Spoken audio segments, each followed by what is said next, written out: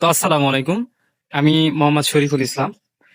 বর্তমানে আছি, এটা আমাদের শরীফ খান ইসলামিয়া দাখিল মাদ্রাসা, শিবগঞ্জের মধ্যে ব্যারিদহ বাজার। তো আজকে আমার এই মাদ্রাসাতে আসার একটা কারণ আছে। সেটা হচ্ছে এই মাদ্রাসারই ছাত্র আমি। আহ 2017 সালের ব্যাচ। তো এই যে দেখেন আমাদের মাদ্রাসাটার চারিপাশ, আগের তুলনায় আমাদের মাদ্রাসাটার উন্নয়ন হয়েছে ঠিকই, কিন্তু লেখাপড়ার দিক দিয়ে যে এতটা পিছিয়ে যাবে আমি স্বপ্নেও ভাবিনি। কারণ এই দুঃখ প্রকাশ করার কারণ, গতকাল আমাদের এই মাদ্রাসার এসএসসি ব্যাচের রেজাল্ট দিয়েছে। তো ভাই, 19 জন শিক্ষার্থীর মধ্যে একটা মেয়ে শুধু পাশ করছে। এখন আমার কথা হচ্ছে, একই শিক্ষক, একই ম্যাডাম, একই স্কুল, একই চেয়ার, একই টেবিল, সবকিছু এক। অথচ দেখেন আমাদের বেলায় ফেল করছিল মাত্র একজন 21 জনের মধ্যে। আর এই ব্যাচটা আর একটা ব্যাচ ছিল, আহ, আর সেম অবস্থা, শুধু একটা পাশ করছিল আর সবগুলো ফেল। আসলে এটা যে হওয়ার কারণ কি, এই ব্যাচটা মূলত এরকম নীল হওয়ার কারণ যে কি, এটা কি আমি বলবো শিক্ষকের ব্যর্থতা নাকি ছাত্রদের ব্যর্থতা, এটাই বুঝতে পারছি না। কারণ একই শিক্ষক আমাদেরকেও ক্লাস নিছে, আমরাও শিক্ষার্থী ছিলাম, পরীক্ষা দিয়েছি।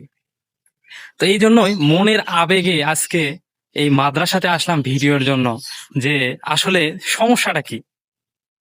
তো মনের আবেগে একটা ছাত্রকে প্রশ্ন করলাম যে, ভাই, তুমি এরকম ফেল করার কারণটা কি? আমাকে যদি একটু বলতে আমি একটু খুশি হতাম। কারণ এই মাদ্রাসার সাথে আমার স্মৃতি জড়িয়ে আছে।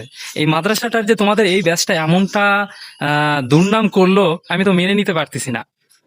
তো একজন আমাকে বলছে, ভাই, ক্লাস 6 পর্যন্ত পড়ছিলাম, অনেক ভালো ছিলাম, লেখা ভালো ছিল। তো এটা হওয়ার পর নাকি ও বলছে যে আমাকে পরীক্ষায় দেওয়া লাগেনি। অটোমেটিক উঠলাম 7, অটোমেটিক উঠলাম 8, অটোমেটিক উঠলাম 9, এভাবে এসএসসি পরীক্ষার্থী। তো আমি বললাম এরকম হওয়ার কারণ, কই ভাই হাসিনার আমলে তো লেখাপড়া ছিল না, হঠাৎ করে আমি এসএসসি ব্যাচের ছাত্র, এখন পরীক্ষা তো ভালোই লিখছি, কিন্তু ফেল হচ্ছে যে কেন আমি বুঝতে পারতেছি না। তো তাকে আর আমি কি বলবো, যা বলার আবার ওর কথা শুনে আপনি বুঝে নেন। এই তো হচ্ছিল বিষয়। তো আমি আর কিছু বললাম না, ওর কথাটা শুনে একটু ভাবলাম, চিন্তা ভাবনা করে দেখে আবার চলে গেলাম।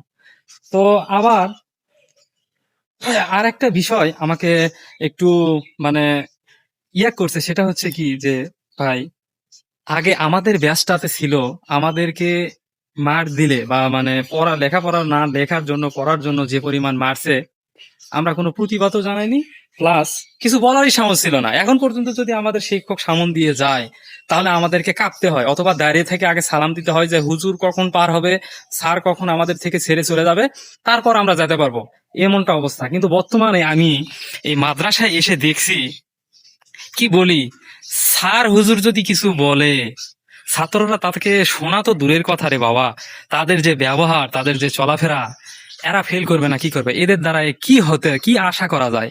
একটা যে ব্যবহার, তারা শিখেনি। আর বিশেষ করে এমন একটা ছাত্র নাই যার হাতে ফোন নাই, যার হাতে টিকটক নাই, TikTok ID, Facebook ID, Instagram, সারাদিন ফোন চালাতে, ফ্রি ফায়ার, এসব খেলা নিয়েই ব্যস্ত। তবে মেয়েদের ফেল করার বিষয়টা নিয়ে আমাকে বেশি ভাবান্বিত করেছে। এদেরকে কিছু বলার ভাষা নাই। বর্তমানে মেয়েরাও সেম অবস্থা, সারাদিন শুধু প্রেম নিয়ে ব্যস্ত। এখন আমাদের এই মাদ্রাসাটা এত সুন্দর একটা পরিবেশ, আমরা যদি চারপাশে আড়া জঙ্গল বলা যায়, তারপরেও আমরা যদি কোনো সাইডে যাইতাম, তাহলে এত পরিমাণ পানিশমেন্ট পাইতাম ভাই, যা বলার মতো না। এটা কিন্তু আমি মনের আবেগ থেকে বলছি, কারণ আমাদের সাথে যেটা হয়েছে আর কি, সেটাই আপনাদেরকে শেয়ার করতেছি। আর এখন বর্তমানে যে পরিমাণ চলছে, স্কুলে শুধু প্রেম ভালোবাসা, বুঝছেন, এখানে এখন লাইলি মজনু। আজকে আমি শুনলাম যে হঠাৎ দুপুরবেলা নাকি একজনকে মোটরসাইকেলে নিয়ে আল্লাহর রাস্তায় চলে গেছে, স্কুল চলাকালীন সময়।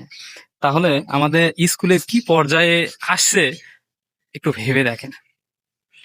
তো আমি মাদ্রাসারই ছাত্র, কি বলবো, আমাদের এখানে হুজুরদেরও কিছু ব্যর্থতা আছে।